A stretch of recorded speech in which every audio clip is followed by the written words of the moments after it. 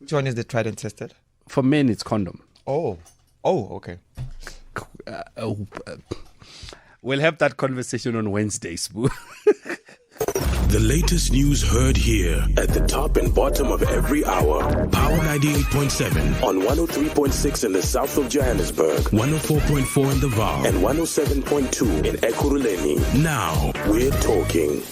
I had to pull out of that conversation very, very, very, very quickly because, wow, that was going to go extremely south. We're talking contraception and World Contraception Day, the power of options. Youth and women advocate Silindile Mshengu is going to be joining us in a moment, to talk to us about that. Now, the theme of this year's World Contraception Day, the power of options, which shines a spotlight on the crucial role that contraceptive choices play in empowering individuals to take control of their reproductive health. Contraception is one of the things women in deep rural areas are often unable to learn about. And beyond learning about the question of access, it's also a big problem.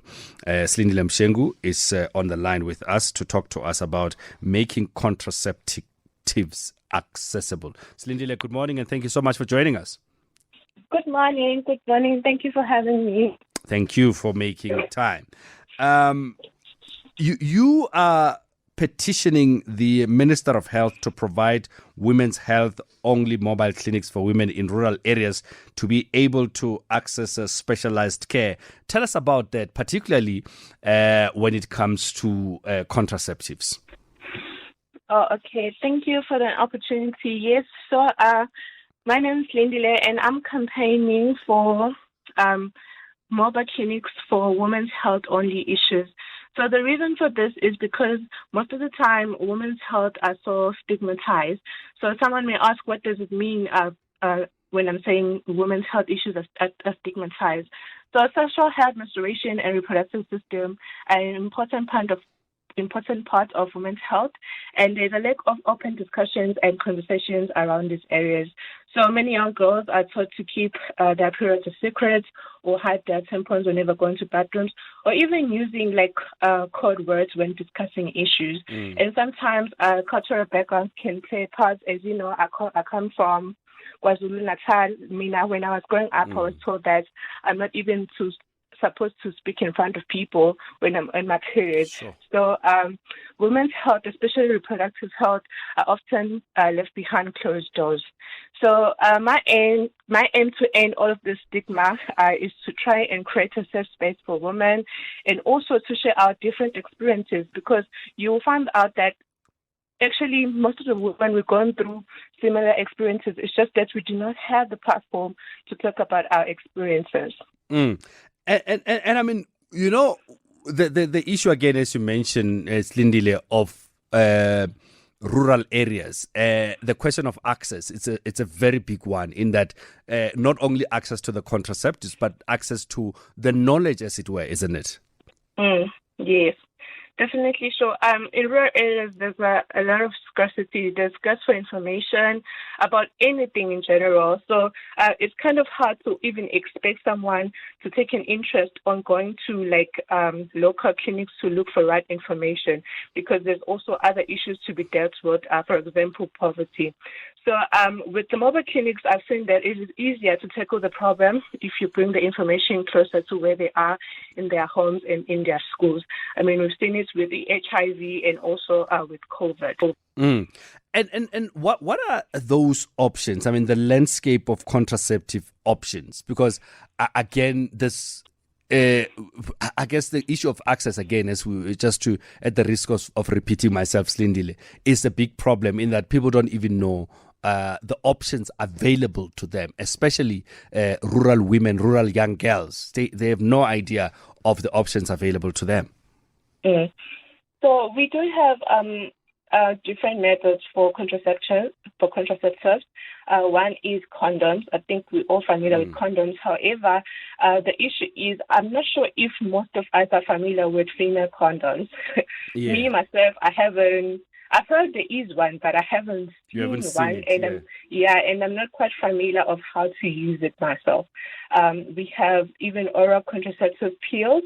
We've heard about those. We have injection. There's Depo, Provera, as well as Itristera. I don't even know how to mention it. Imagine. Yeah. We have implants, and then we have IUD. So all of these options are out there, but most of us, we do not know about them. I'm even sure the people who are even using contraceptives right now, they were told by a friend or someone else that this is a particular method that you should use, but they did not take an initiative to go and look out for the right method to use themselves and which method is it right for their bodies. You know, and as you say that you are going for, you're petitioning the Minister of Health. How far are you with that? And do you feel like you have what's the word? The support from the people, in the rurals to say yes, we need this information. So in terms of how far am I with that, I think with my petition, we have about 1,482 signatures. However, it's a problem because I think most of the women, it's like they have fear. They have fear as much as it's the issues they're dealing with, but it's like they prefer not to talk about it, or they prefer to turn a blind eye. As women, we just prefer to suffer in silence because of what we've been doing, or of what we've been told to do while we were growing up. So it's even worse for women living in rural areas because we know there's no access to internet. Since the petition is digital, there's no access to internet, and also there are no even platforms to discuss such issues. We are in a conversation with youth and women advocate Silindile Mshengu, talking to us about a petition in the Minister of Health to provide women's health only mobile clinics for women in rural areas to be able to access specialized care. And one of the things that we spoke about, or rather, it's contraception, which is one of the things women in deep rural areas are often unable to learn and about. I mean, you spoke earlier on, Silindile, that beyond contraception, even just the conversations about menstruation, about sexual health, in most of these areas are taboo. How do we address those issues? Because, for you to start talking about contraception, it's almost acknowledging that you are sexually active or you want to be sexually active. And people don't talk about sexual activity. Yeah, this is like another hard part because you easily get judged because, I don't know, it's like being sexually active at something that's not supposed to happen. But, I mean, God created it.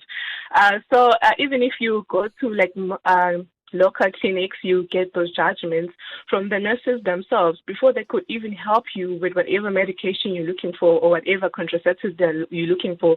Some others will even give you advice on how to not be sexually active or on how to take care of yourself as a woman. And it's even worse on rural areas, especially in KZN where I come from.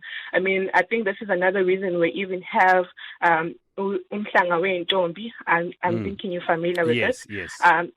Because they were also trying to minimize this problem of teenage pregnancy. But then I usually say that parents usually fail to understand that times have changed, and also the teenagers that they are growing are not with them most of the time. I mean, they're at schools, they're in church, and they're sometimes around communities with other people. So anything can happen around that time. So I think we should stop stigmatizing the issue of talking about contraception with teenagers because we assume that they're still young. The truth is, young people are very sexually active. It's just that they're not going to tell you. You do not know what do they do behind closed doors. So instead of trying to turn a blind eye, why not deal with the issue itself and address this issue? The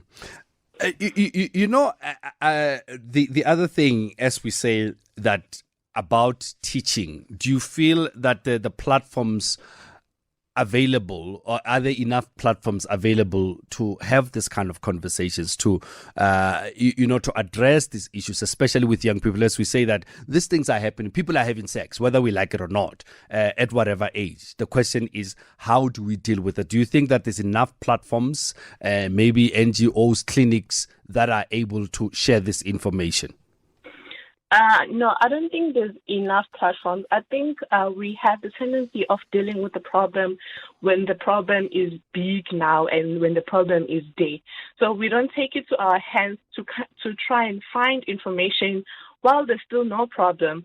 So I don't think there's enough platforms, because even like the older generation before us or our parents, they're very much scared to be open about these topics. I don't know, maybe if it's a Black community thing or what, but it's very much scary. They will just tell you, Mina, around where I come from, my mom will usually say, I'm telling you, as in just stay a virgin until you get married. So it's just impossible, because there's love in between. And even if I've started doing whatever that I'm doing, sex and whatever, I'm not going to be open about it. I'm not going to tell you, because that's what you told me, and I'm scared to disappoint you.